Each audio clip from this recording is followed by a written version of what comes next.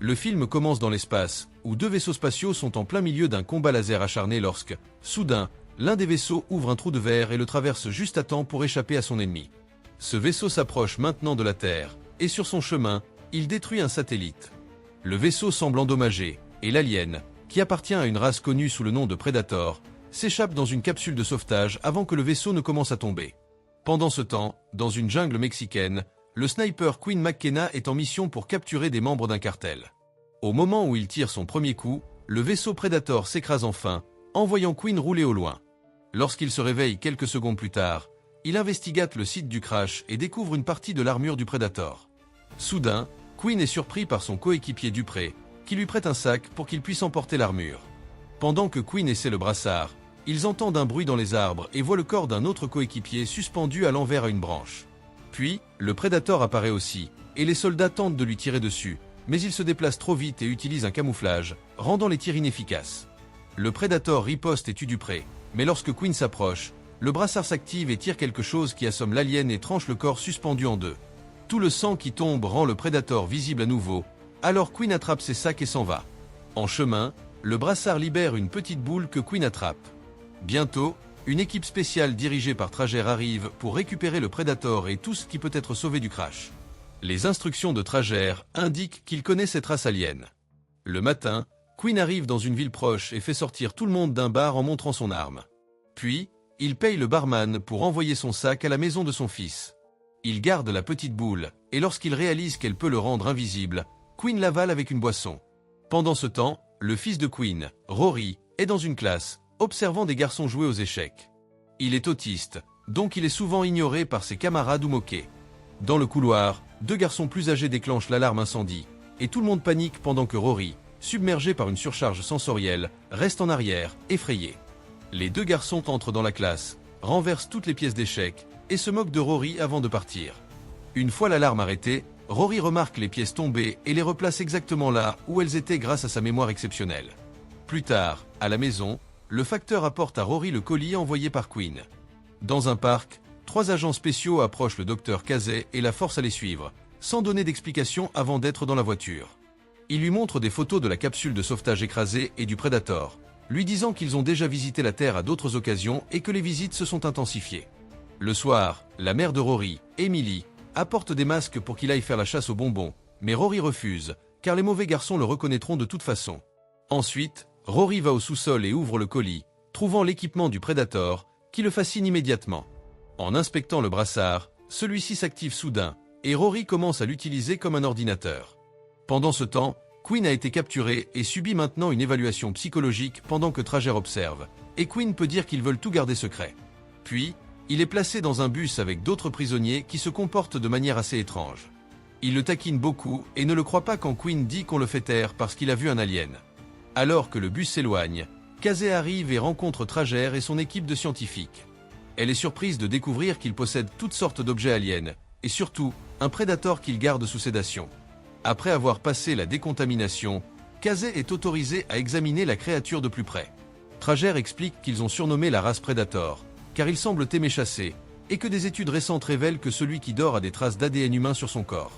Ils veulent savoir si quelqu'un sur Terre a eu une relation avec un alien, alors Kazay regarde les dossiers et exige de parler à Quinn.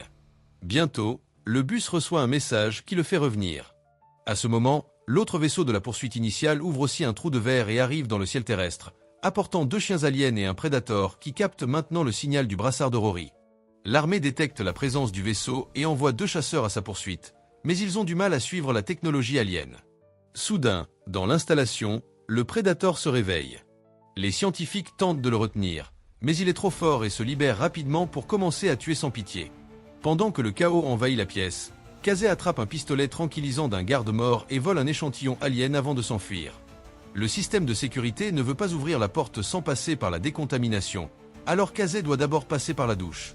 Pendant ce temps, le Predator réalise qu'il manque le casque et le brassard à son armure et décide de partir, voyant Kazay dans les douches en chemin. Comme elle ne semble pas être une menace et que, grâce à elle, la porte est ouverte, le Predator l'ignore et sort dans le couloir, où il attrape un casque que les scientifiques ont pris à d'autres aliens. En l'activant, la créature peut voir où est son casque et trouve l'emplacement de Rory. Pendant qu'un scientifique dit à Kazay de ne pas laisser l'alien s'échapper, L'alarme résonne dans toute l'installation alors que le Predator tue chaque soldat qui tente de l'arrêter. Le bus s'arrête et les soldats voient le Predator courir sur le toit, croyant enfin Quinn et élaborant un plan pour s'échapper. Le groupe déclenche une bagarre pour faire entrer les gardes, puis ils travaillent ensemble pour assommer les gardes, prendre leurs armes et les jeter hors du bus.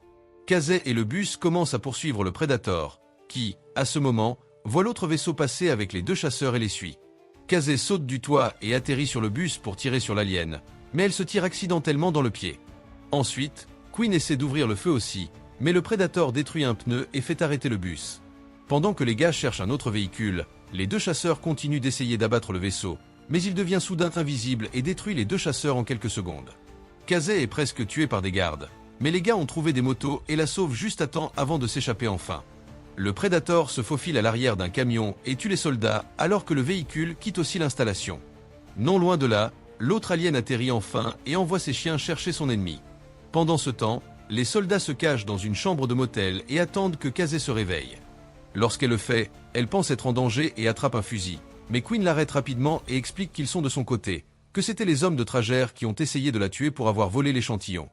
Casey accepte de travailler avec eux et leur dit ce qu'elle sait, ce qui fait réaliser à Quinn que le Predator poursuit Rory pour récupérer son équipement. Pendant ce temps, Rory découvre que le casque est allumé et l'essaie. Il voit un clip montrant comment les Predators s'améliorent en injectant leur corps avec l'ADN d'autres espèces, ce qui explique l'ADN humain trouvé dans l'installation. Content du résultat, Rory décide d'aller faire la chasse aux bonbons avec le casque et le brassard comme costume. Lorsque les soldats arrivent à la maison, Rory est déjà parti. Alors Quinn explique tout à Emily, qui lui prête une arme pour qu'il aille sauver leur fils. Au début, les autres soldats ne veulent pas se mettre à nouveau en danger, mais après qu'Emily leur dit à quel point Quinn est doué dans ce qu'il fait, ils finissent un par un par rejoindre la chasse. Ils conviennent de se diviser en paires pour couvrir plus de terrain. Revenons à Rory, il est malheureusement reconnu par le duo de farceurs, et il commence immédiatement à se moquer de lui. Essayant de les ignorer, Rory va frapper à une maison et n'obtient pas de réponse. Mais le propriétaire apparaît sur le balcon et se moque aussi de Rory en lui jetant quelque chose. Cela active le casque, qui tire un rayon tuant l'homme, faisant exploser sa maison et faisant fuir les autres enfants. L'explosion est vue par Quinn et Casey, qui roulent dans cette direction. Très effrayé, Rory laisse tomber le casque et court se cacher sur un terrain de baseball, où il trouve un chien et se lie immédiatement d'amitié avec lui. À ce moment, les chiens aliens apparaissent, mais avant qu'ils ne puissent attaquer, Quinn arrive et les repousse avec la voiture.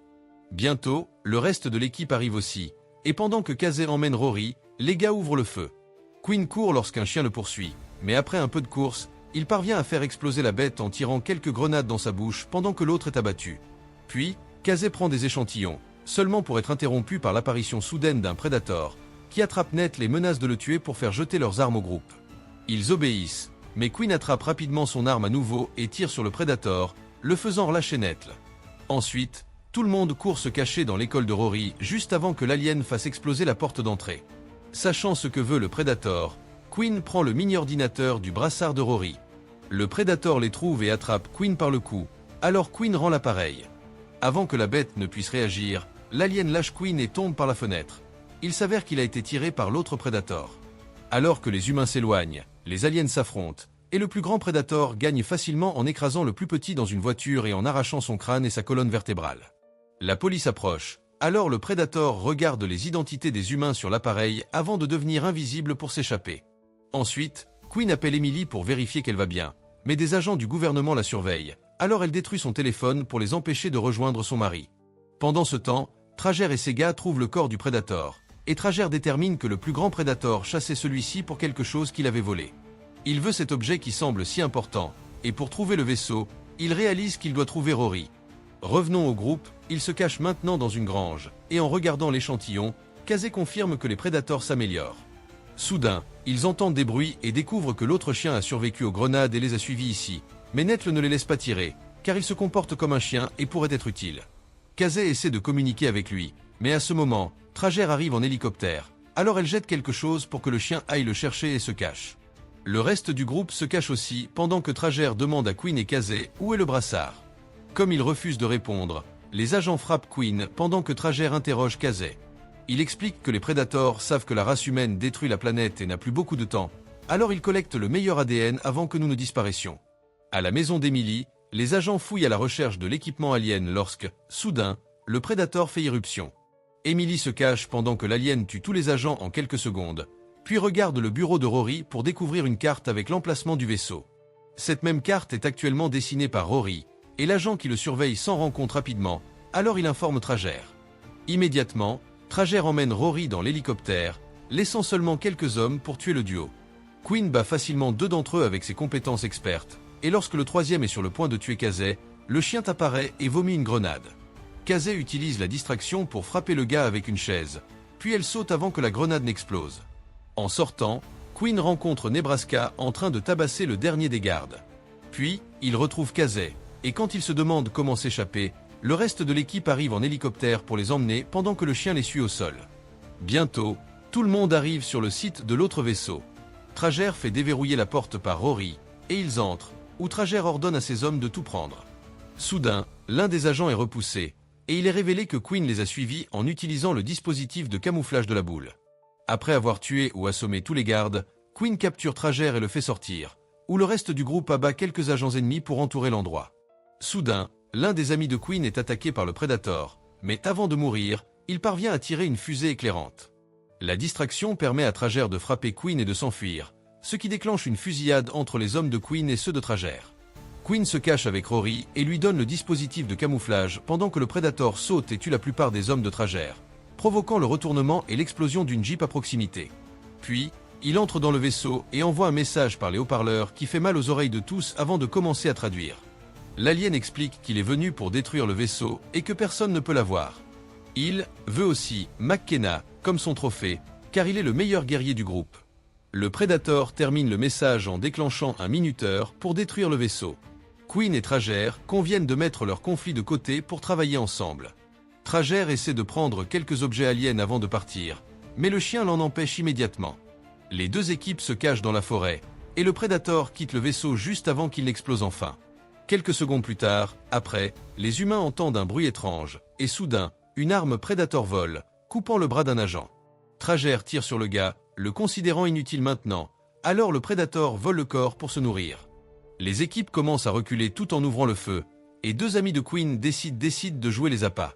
Le bruit attire l'attention le Predator, qui saute et commence à tuer les humains pendant que tout le monde tire sur lui sans succès. Tragère essaie de le tuer avec sa propre arme, mais cela finit par faire exploser sa tête à la place. Finalement Romance, le Predator prend feu, mais cela ne le dérange pas beaucoup, alors il blesse les 2 amis avant qu'ils ne le poussent en bas de la colline. Comme leurs blessures sont graves, le duo ne survivra pas, alors ils s'entretuent pour éviter la douleur. Bientôt, le Predator revient et repousse Casey et Quinn pour attraper Rory, qui est le véritable McKenna qu'il demandait depuis le début, car il est le prochain dans la lignée évolutive. Alors que l'alien emmène Rory dans son vaisseau, le garçon laisse tomber la petite boule dans le processus. Quinn, Nebraska et Ned le sautent sur le vaisseau alors qu'il décolle, repoussant Casey avant qu'elle ne puisse sauter aussi. À l'intérieur, Rory voit le Predator activer le champ de force et avertit son père par les communications, qu'il évite rapidement. Cependant, Nebraska reste à l'extérieur du champ, et Ned le perd ses jambes avant de tomber à sa mort. Ensuite, Nebraska décide de s'autodétruire dans la turbine du vaisseau pour le faire tomber. Quinn utilise la protection du champ de protection pour se glisser à l'intérieur, mais il peut à peine tirer quelques coups sur le Predator avant que le vaisseau ne commence à trembler, et il tombe, ne survivant que parce que sa jambe se coince dans une corde. Enfin, le vaisseau s'écrase, et le Predator sort pour commencer à combattre Quinn, mais l'humain n'est pas assez fort pour vaincre une telle bête.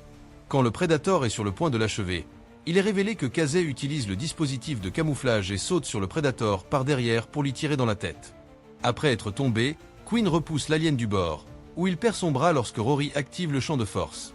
Casey attrape le bras et le lance à Quinn, qui tire immédiatement pour renverser le Predator, l'achevant avec quelques tirs à la tête. Ensuite, après, Quinn récupère plusieurs objets de ses camarades tombés, et lui et Rory prennent un moment pour rendre hommage aux hommes. Quelque temps après, Quinn visite une nouvelle installation gouvernementale qui se prépare à combattre les aliens à l'avenir avec l'aide des connaissances de Rory. Ils ont enfin trouvé l'objet mystérieux que le Predator avait volé et pour lequel il était poursuivi. Il s'avère que c'est une armure puissante que Rory appelle le « tueur de Predator ». Il semble que l'alien l'a porté sur Terre pour que les humains puissent combattre contre sa propre race. L'armure s'enveloppe autour d'un scientifique, et on dirait qu'elle va ouvrir le feu, mais elle s'éteint bientôt et redevient à la normale. Quinn déclare alors que c'est son nouveau costume.